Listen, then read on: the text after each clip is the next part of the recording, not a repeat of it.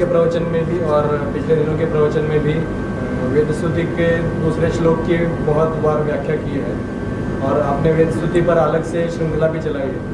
तो इस अध्याय का क्या महत्व है और ये इतना विलक्षण कैसे है, इसके बारे में। वृंदावन में शायद यही कहते हैं। वृंदावन में कथा चलती कई साल हो गए।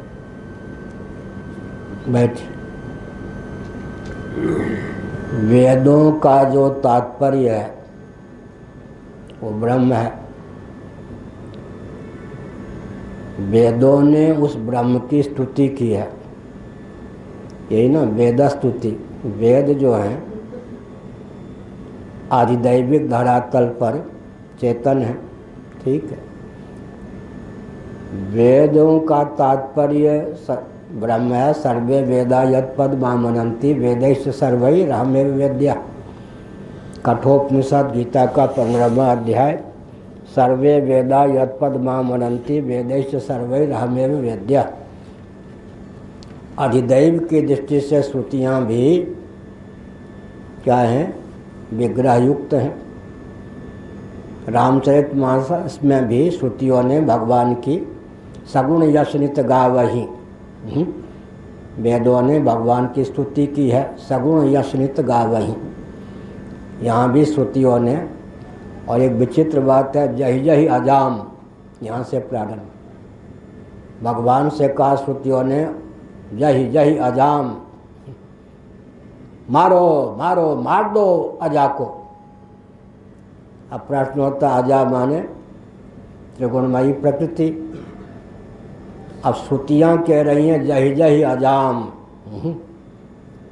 जही जही अजाम। तो श्रुतियाँ जो हैं वो स्वयं त्रिगुण के अंतर्गत हैं या त्रिगुण से अतीत? ये स्वाभाविक प्रश्न उठता है। अगर वो त्रिगुण के अंतर्गत ही हैं तो मुझे मार डालो, हमें मार डालो कहना चाहिए। जही जही अजाम क्यों कहा? इसका मतलब यह है कि विशुद्ध सत्वात्मिका होती हैं श्रुतियाँ, समझ गए। विशुद्ध जो सत्व होता है, जैसे दूध को दही का रूप दीजिए, दही को बिलोइए, अब जो मक्खन तैरने लगेगा छाछ के ऊपर, ये कल्पना नहीं कर सकते कि मक्खन फिर लुढ़क पुढ़क के दही बन जाएगा।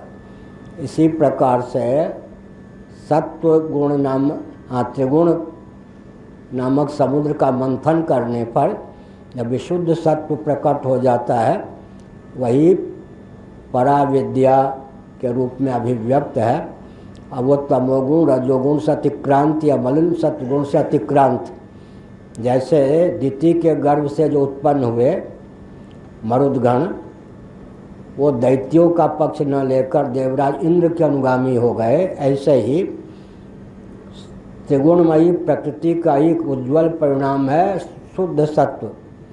लेकिन ब्रह्म जो सच्चित आनंद है, उसकी अभिव्यक्ति में ही उसका उपयोग विनियोग होता है। जहाँ से उत्पन्न हुआ उसका पक्षधर वो नहीं होता। ब्रह्म की सत्ता, चित्ता, प्रियता सर्वतो भावेन अभिव्यक्त करने में उसका उपयोग होता है।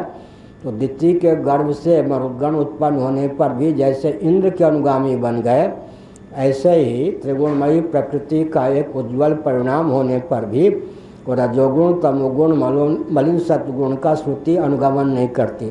तो ब्रह्म विद्या श्रुति यहाँ पर स्तुति कर रही है भगवान से, उनके स्वरूप का गान कर रही है। तो भगवान जो वेदों के परम तात्पर्य हैं, स्वयं श्रुतियाँ इस तथ्य को अभिव्यक्त कर रही हैं। आगे हो गया।